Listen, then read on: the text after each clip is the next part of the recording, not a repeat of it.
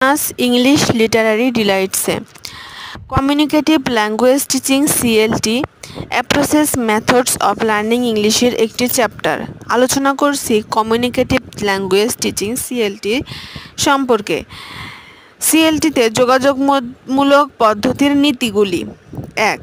ভাষা শিক্ষা হলো লক্ষ্য ভাষা ব্যবহার করে যোগাযোগ করা। 2. যোগাযোগের জন্য ব্যবহৃত ভাষা অবশ্যই পরিস্থিতি, বক্তাদের ভূমিকা, সেটিং এবং রেজিস্টারের সাথে উপযুক্ত হতে হবে।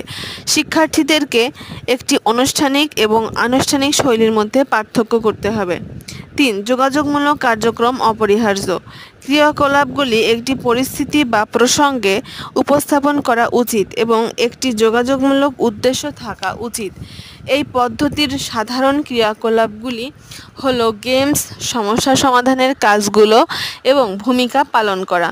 ক্রিয়াকলাপের সাথে জড়িত তথ্যের ফাঁক, পছন্দ এবং প্রতিক্রিয়া থাকা উচিত। 4. শিক্ষার্থীদের অবশ্যই লক্ষ্য ভাষার প্রচারের সাথে অবিরাম মিথস্ক্রিয় থাকতে হবে। 5. 4টি ম্যাক্রো দক্ষতার বিকাশ, যেমন শোনা, কথা বলা, পড়া এবং লেখা শুরু থেকেই চর্চা করা, যেহেতু যোগাযোগ বিভিন্ন দক্ষতাকে একীভূত করে। 6. বিষয়গুলি বয়স, চাহিদা, স্তর এবং ছাত্রদের আগ্রহের ভিত্তিতে নির্বাচন করা হয়। 7.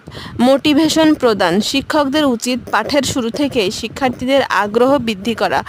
8. শিক্ষকের ভূমিকা হলো একজন গাইড, একজন ফ্যাসিলিটেটর বা একজন প্রশিক্ষক।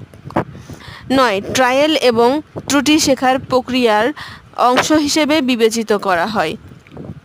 10.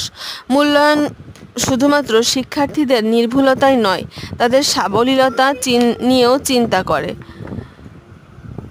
প্রধান বৈশিষ্ট্য এবং কৌশল। সিএলটি এর প্রধান বৈশিষ্ট্য এবং কৌশল।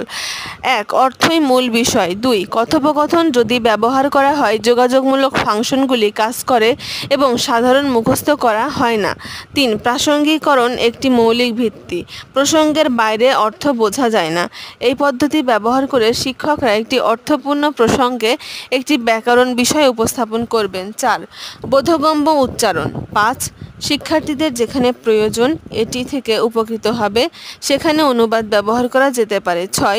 প্রথম দিন থেকেই লেখাপড়া শুরু করা। 7. যোগাযোগের দক্ষতা বাড়ানো। 8. শিক্ষকরা ভাষা নিয়ে কাজ করতে অনুপ্রাণিত করে, যে কোনো উপায়ে শিক্ষার্থীদের সাহায্য করে।